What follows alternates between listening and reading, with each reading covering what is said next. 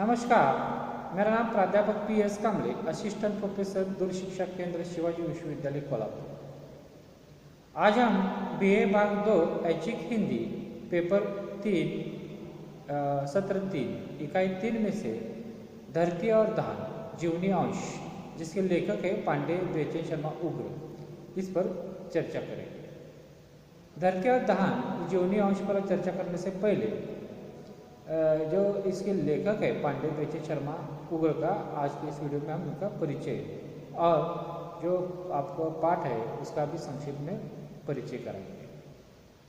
पांडे बेचन शर्मा उग्र हिंदी के जाने माने साहित्यकार हैं। इनका संपूर्ण जीवन अभावग्रस्त रहा है। छोटी सी उम्र में ही रामलीला मंडलियों के साथ देश के अनेक भागों में आपको यात्रा करने का अवसर प्राप्त हुआ।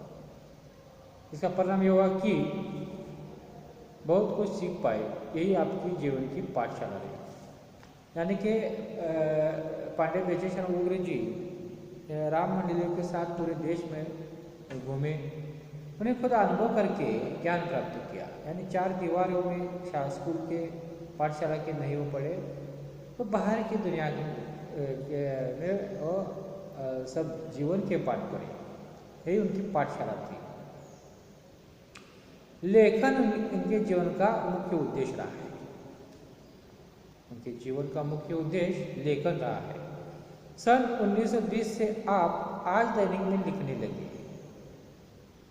शर्मा जी 1920 से आज नाम के दैनिक में लिखने लगे, यानी लेखन की शुरुआत उनके 1920 से आज दैनिक से हो गई। आप एक कुशल पत्रकार थे। वे बम्बई के सिनेमा जगत में काफ़ी दिनों तक रहे। जीवन के अंतिम दिनों में आप दिल्ली में रहने लगे। उपन्यास और कहानी के क्षेत्र में आपका नाम सराहनीय है। इन्हें प्रेमचंद के सबसे बदनाम उपन्यासकार माना जाता था। समाज की बुराई को साहस के साथ सपाट बयानी भाषा में आपने प्रस्तुत किया। जब भी समाज में जो भी बुराई दिखाई देती थी, वो प्रथाएं दिखाई देती थी, उन्हें सपाट भाषा में रोक ठोक से उसे प्रस्तुत किया आपने उपन्यास कहानियों के माध्यम से। आपके उपन्यास और कहानी में भारतीय जीवन की विकृतियों का अत्यंत सजीव चित्र मिलता है। भारतीय जीवन में जो भी विकृतियां हैं, मानवीय संबंध में हो, समाज में हो, उनका विवरण उनके उपन्यास कहानियों में सजीवता से, यानी जैसे घटित हुआ है वैसे दिखाई देता है, उसका चित्रण हुआ है। कलकत्ता से निकलने वाली मतवाला पत्रिका का आपने कई दिनों तक संपादन किया। उन्होंने मतवाला पत्रिका जो कलकत्ता से निकलती थी उसका भी संपादन किया। तो शर्मा जी का, पांडे बेचन शर्मा उग्र जी का ये जीवन परिचय संस्कृत हुआ। उनकी जो प्रकाशित रचनाएं है, साहित्य है, उसका हम अब परिचय करा देते हैं। उपन्यास है बुधवा की बेटी, दिल्ली का दलाल, चंद हसीने के कत्ल। उनके 3 उपन्यास है। पहला है बुधवा की बेटी, दिल्ली का दलाल, दूसरा चंद हसीने के कत्ल, तीसरा कहानी संग्रह देखिए 2 जग के आग, सनकी आमिर, उग्र रहस्य, निर्लज्जा, बलात्कार, जब सारा आलम होता है, कला का पुरस्कार, पंजाब की महारानी, चिंगारिया, इंद्रधनुष्य, व्यक्तिगत रेशमी आदि। कहानी संग्रह देखिए उनके पंखों से 2 जग की आग, सनकी आमिर, उग्र रहस्य, निर्लज्जा, बलात्कार, जब सारा आलम होता है, कला का पुरस्कार, पंजाब की महारानी, चिंगारिया, इंद्रधनुष्य, व्यक्तिगत रेशमी आदि।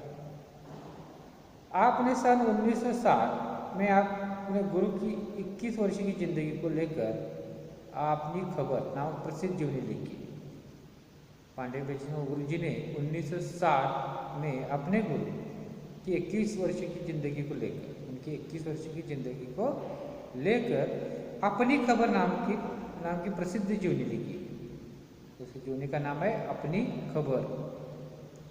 साथ ही आपने गालिब उग्र नाम से गालिब के दीवान का भी संपादन किया, और उसके साथ भी गालिब उग्र नाम से गालिब का भी संपादन किया है। आपके अधिकांश रचनाएं उपलब्ध नहीं है और अधिकांश अंग्रेज सरकार द्वारा जब्त हुई है।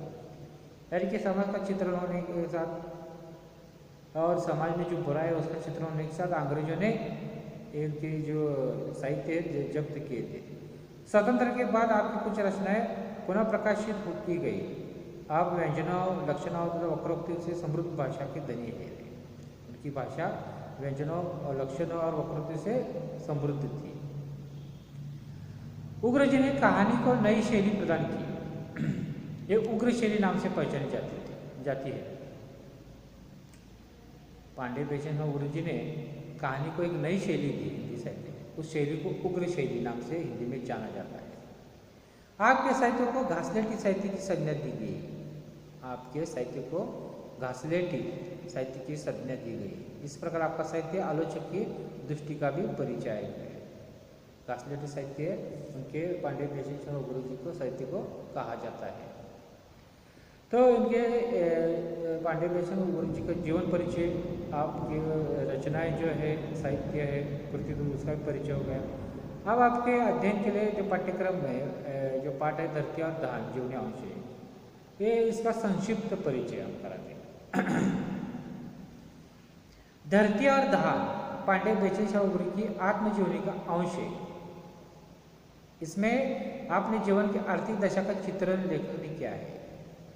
ये जो धरती और दान जीवनी है उसमें आर्थिक दशा का चित्रण हुआ है। घर की दारिद्रता के कारण उनका पूरा परिवार दुखी था, पर ऐसे में धरती की तरह गंभीर धैर्यवान माँ और सौम्य शांत सत्यवादी पिता की अकाल मृत्यु तथा भाइयों को छोड़कर रामलीला मंडली में शामिल हो जाना आदि अनुभव चित्र प्रस्तुत किए हैं। लेखक ने अपने जीवन के, आपके परिवार के माँ हो, उसके पिताजी हो सकते, पिता की असामान्य मृत्यु हो, भाइयों को छोड़कर रामलीला मंडली में शामिल होना हो, इसका चित्रण इस जीवनी में क्या है। साथ ही मन भर गेहूँ पीसकर रोटी जुटाने वाली माँ के क्रोध की अप्रतिम तस्वीर भी इस अंश में देखने को मिलती है। वस्तुतः माँ अपने बच्चे के लिए धरती भी है और धान भी, पालक भी है और संरक्षिका भी। ऐसी माँ के उज्जवल भोलेपन का चित्रण ये प्रस्तुत जीवनी का उद्देश्य रहा है। माँ के भोलेपन का चित्रण इस जीवनी का प्रमुख उद्देश्य रहा है। वास्तविक रूप में यह माँ केवल जीवनीकार की माँ नहीं है, बल्कि करोड़ों भारतीयों की उज्जवल और भोली वाली माँ है। ये सिर्फ लेखक की माँ नहीं थी, अपने पूरे देश की, भारतीय करोड़ों लोगों की वो माँ के रूप में है। जो माँ होती है वो ऐसे ही होती है, लेखक ने बताने की कोशिश की। दूसरे प्रकार से ये भारत माता है। एक और दूसरे भाग से देखें तो ये भारत माता है। ये उस भारत माता का चित्र है जो हमारे गाँवों, शहरों, गली मोहल्लों के कुटती पिसती हुई माँ के रूप में विद्यमान है। इसमें जो भारत माता का चित्रण हुआ है तो गाँव में, शहरों में, गलियों में कुटती पिसती हुई माँ के रूप में विद्यमान है।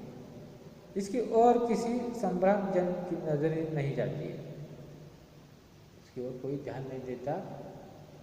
ऐसे इस जीवनी के माध्यम से पांडे बेचन उग्र जी ने कहा है। बेचन उग्र बहुत ही व्यक्तिगत धरातल पर एक कटेल व्यंग के साथ अपनी माँ के भीतर से करोड़ों भारतीय माता के दर्शन हमें कराते हैं।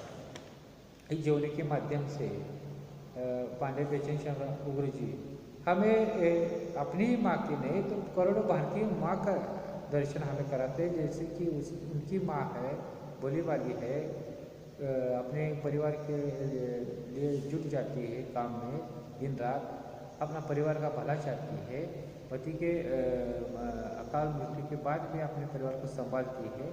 ये जो सिर्फ लेखक की माँ नहीं, इस तरह से करोड़ों भारतीयों की माँ का चित्रण लेखक ने जीवनी में किया है, हमें दर्शन कराया है।